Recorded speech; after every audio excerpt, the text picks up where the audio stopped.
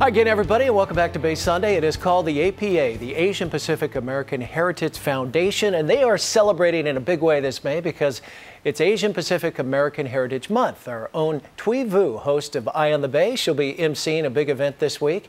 The foundation also rewards individuals who help benefit the community, and here to talk about the foundation and their annual event is Claudine Cheng. How are you? Great. Well, tell us about your organization. Tell us what's going on.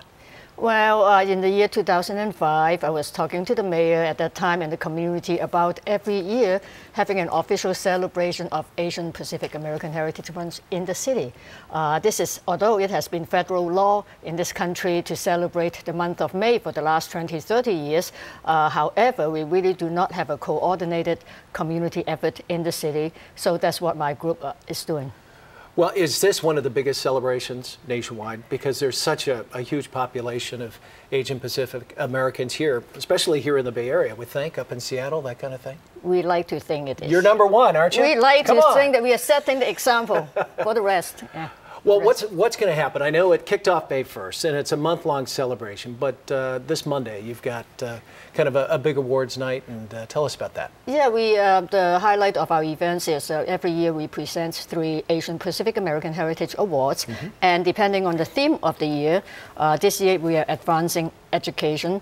So the awards criteria is about individuals and organizations, their achievement in promoting educational assets and opportunities for the Asian Pacifics.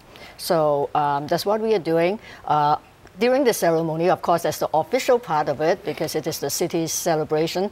The mayor will be signing the proclamation. Together with the mayor is all the council generals from the Asia Pacific countries also. Oh, that's great. Yeah. And I understand there's a little food and wine involved in this too. Tell us about that. A lot. A lot? First, you have to go to the ceremony, of course. Of course. And see all the role models and great people that we have. And we'll be at the Herbst Theater at 5:30 next Monday. And after the 1-hour ceremony, we'll be having the reception at the Green Room. Tell us how the Asian Pacific American community has kind of evolved here in the Bay Area. We talked about it off camera, but the last 20, 30 years, a little more participation, a little more involvement, right? Oh, clearly. I mean, I'm a latecomer. I only got involved in, I think, mid-1980s. But as I've learned about history, I think in the 60s, the 70s, when more immigrants began to arrive, they really have to focus on work and education and not as involved in civic affairs. But I think starting in the 70s, 80s, there are really a lot of pioneers in our community that tell everybody that, oh, we need to be part of the city. If you live here, you need to be involved in communities. I think that to the extent that now you look around, you see so many nonprofit organizations for every subject under the sun. Absolutely. You see Asian Pacific Americans in elected and appointed positions in government. You see them in every major boards and commissions, and really starting to be involved as a San Franciscan, and that's important. Well, how proud, and it must be a big deal to have Mayor Ed Lee, the first Asian American mayor of San Francisco. That must have been a really big thing in your community, I would imagine. It's a dream come true because a lot of people, again, back in 20, 30 years ago, were hoping that more Asians will be involved with politics, involved at the table where policies are made, where laws are implemented. And over time, we have made improvements, getting people interested to run for office, to serve.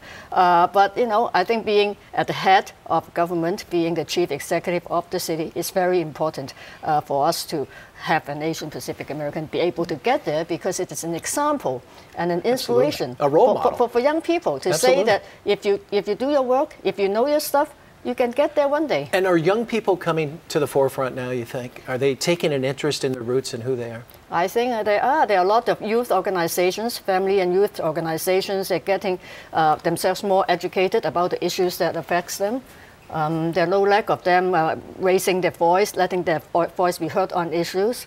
No, I think the young people nowadays are very, very tuned in to what's happening in the world. With all the social media, how can they not? Yep. How about a theme? Is there a theme this year? This year the theme is Celebrate Heritage advancing education. Education, number one. Well, we wish you all the best with the event. I know it's been going on for a few days so far, but good luck on Monday night. Thank you so much. And enjoy that food and the wine as well. We hope everybody will come and join us. It's a free public event. More information is on our website, apasf.org. And where's the event going to be held? At the Herbst Theater. At the Herbst Theater. All right, very good. And we're going to say that one more time. For more information on the APA Gala on Monday, May the 7th, please visit apasf.org. Stay tuned. More Base Sunday right after break.